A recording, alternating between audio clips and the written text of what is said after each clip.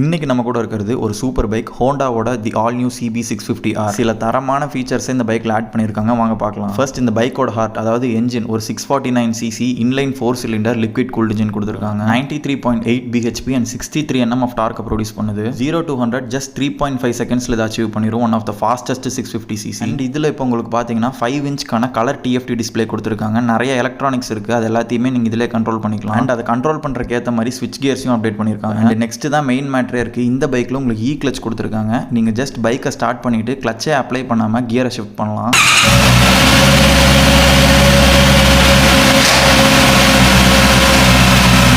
இதுல adjustable break லிவர்ஸும் வந்துரும். Inline 4 எப்படி எக்ஸாஸ்ட் நோட் கேட்காம இருக்க முடியும்?